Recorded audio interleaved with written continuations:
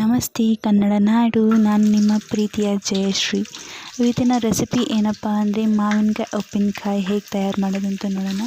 First ಮಾವಿನಕಾಯಿನ ಚೆನ್ನಾಗಿ ಸಣ್ಣದಾಗಿ ಹಚ್ಕೊಂಡು ಉಪ್ಪು ಖಾರ ಹಾಕಿ ಒಂದು 5 ಡೇಸ್ ಮ್ಯಾರಿನೇಟ್ ಮಾಡಿ ಇಟ್ಕೊಬೇಕು. ಅದಕ್ಕೆ ಜಜ್ಜಿರೋ ಬೆಳ್ಳುಳ್ಳಿ, ಒಣಗಿರೋ ಮೆಣಸಿನ್ಕಾಯಿ, ಕರಿಬೇವು, ಸಾಸಿವೆ ಎಲ್ಲ ಎಣ್ಣೆಲಿ ಹಾಕ್ಕೊಂಡು ಬಾಡಿಸ್ಕೋಬೇಕು. ಅದಕ್ಕೆ ಒಂದು ಪೌಡರ್ ತಯಾರು ಮಾಡ್ಕೊಬೇಕು. ಮೆಂತ್ಯ, ಸಾಸಿವೆ, ಜೀರಿಗೆನ ಎಷ್ಟು ಬೇಕೋ ಅಷ್ಟು ಪ್ರಮಾಣ ತೊಗೊಂಡು ಚೆನ್ನಾಗಿ ಬಾಡಿಸಿ ಅದನ್ನು ಪೌಡರ್ ಮಾಡಿಕೊಂಡು ಒಗ್ಗರಣೆಗೆ ಹಾಕ್ಕೊಬೇಕು.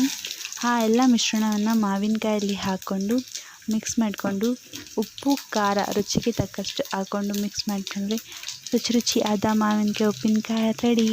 ಟೇಸ್ಟ್ ಮಾತ್ರ ತುಂಬ ಅದ್ಭುತವಾಗಿದೆ. ನೀವು ನಿಮ್ಮ ಕಡೆ ಯಾವ ಥರ ಮಾವಿನಕಾಯಿ ಉಪ್ಪಿನಕಾಯಿ ತಯಾರು ಮಾಡ್ತೀರಾ ಅಂತ ಕಮೆಂಟ್ ಮಾಡಿ. ಪ್ಲೀಸ್ ಸಬ್ಸ್ಕ್ರೈಬ್ ಮಾಡಿ, ಲೈಕ್ ಮಾಡಿ. Thank you.